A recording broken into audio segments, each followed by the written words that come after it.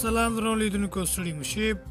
کندوز کې د آمو سیند د تخریب شوو څنډو د رغولو چارې پیل شوې.